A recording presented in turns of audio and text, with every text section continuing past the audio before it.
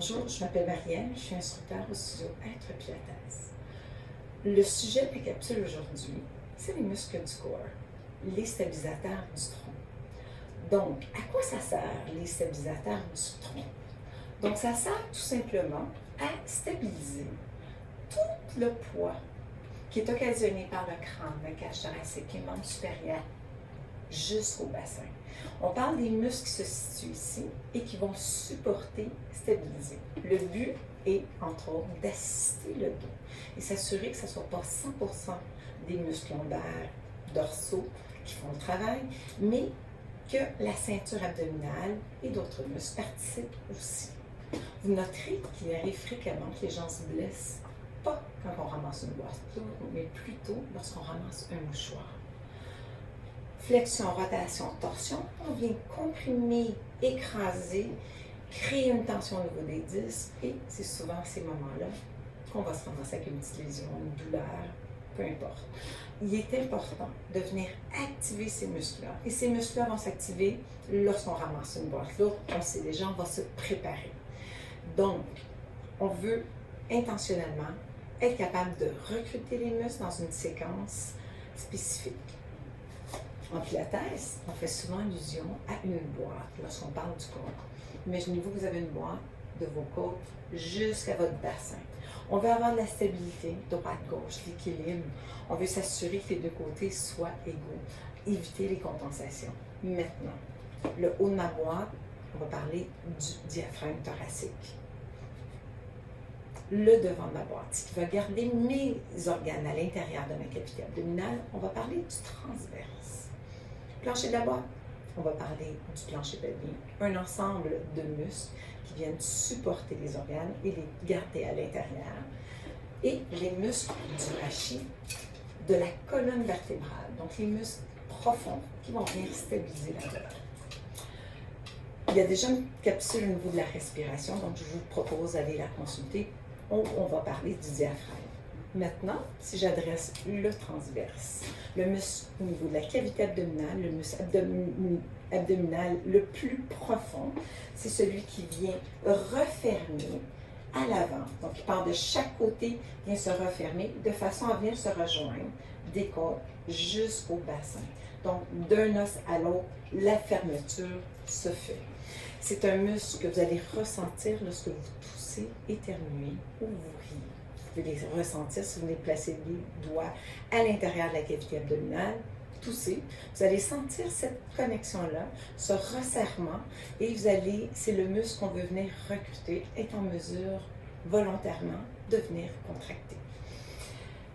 On va parler du plancher pelvien maintenant. Le plancher pelvien, on parle de plusieurs muscles qui viennent fermer le bassin de façon à garder les organes à l'intérieur. Je vous ai fait une petite démonstration pour vous expliquer pourquoi c'est important d'avoir une synchronicité. Pourquoi est-ce qu'on a besoin d'une synergie lorsqu'on vient contracter des muscles. J'ai toujours ma boîte, mais j'ai rajouté des organes à l'intérieur qui sont un petit peu plus importants. Lorsque je viens contracter, mettons que je pars à rire, qu'est-ce qui va se passer? Ça va venir contracter et presser les organes. Les organes vont se faire pousser ou vers le haut ou vers le bas. Ils ne peuvent pas aller vers l'arrière. Sur les côtés, c'est assez stable. Donc, il n'y aura pas beaucoup de mouvement. Donc, ils vont avoir plus tendance à aller vers le bas avec la gravité, entre autres. Et ce qu'on va voir, c'est que ça peut créer une tension à ce niveau-là. C'est important de contracter le plancher pelvien tout en contractant le transverse, de façon à garder les organes au centre de la cavité abdominale, éviter d'avoir des petites fuites, de mauvaises surprises. Les autres muscles qui sont aussi très importants, on va parler des muscles du rachis, donc les muscles qui servent à venir supporter la colonne, qui viennent supporter le crâne, le haut du corps.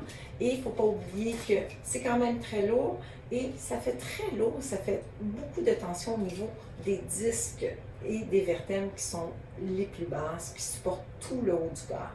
Donc, ce qu'on va essayer de faire, c'est de venir recruter ces muscles-là, qui se travaillent beaucoup dans l'intention, d'essayer, tout en maintenant les courbures naturelles de notre colonne, dans une autre capsule où on parle justement du rachis et du neutre, On veut vraiment s'assurer de venir supporter la colonne, d'essayer de se grandir, d'avoir le sentiment d'allonger et de décomprimer les disques de façon à pouvoir exécuter des mouvements.